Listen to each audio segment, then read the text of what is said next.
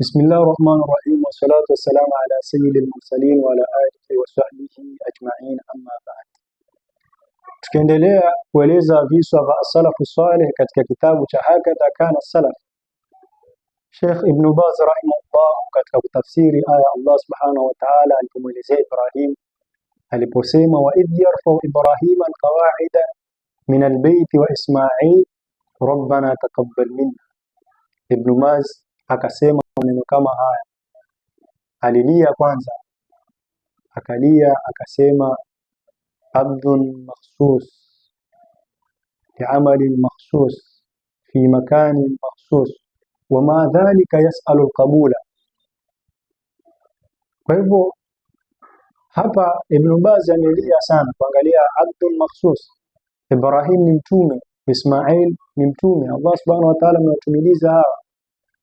Kwa hivyo tupata hii amri ya kujenga Kaaba kwanza imeenda kwa abdun makhsus annahu nabi bi'amali makhsus.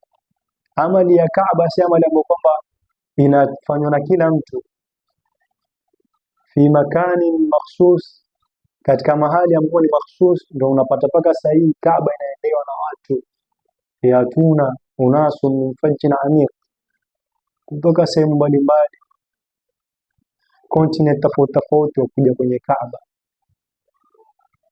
na amefanya liamri makhsus, kwa amri ambayo ni makhsus kwake yeye. Asema wa maadhalika yasalu alqabula, pamoja na yote hayo bado Ibrahim yamwambia Allah subhanahu wa ta'ala rabbana taqabbal minna innaka antas samiul alim. Tukigeuka upande wetu twafanya ibada ngapi twafanya, lakini hakuna siku ambayo tumwambia ya Allah taqabbal minna innaka antas samiul alim. Twaswali hatumwambia Allah baada swala rabbana taqabbal minna innaka antas samiul alim, Mola tukubalie swala zetu, Mola tukubalie somo zetu. Twafunga hatumwambia Allah subhanahu wa ta'ala rabbana taqabbal minna innaka antas samiul alim. Twatoa sadaka hatumwambia Allah subhanahu wa ta'ala rabbana taqabbal minna innaka antas samiul alim. Lakini tumwangalie Nabii Allah Ibrahim, Allah subhanahu wa ta'ala alipomwamrisha kujenga akajenga. Baada ya kujenga hakutosheka, akamwambia ya Allah, Mola nikubalie iwe huku kujenga kwangu ni kwa ajili yako na iwe ni kaburi, kwa sababu matendo bila kukubaliwa na Allah subhanahu wa ta'ala hana faida yote.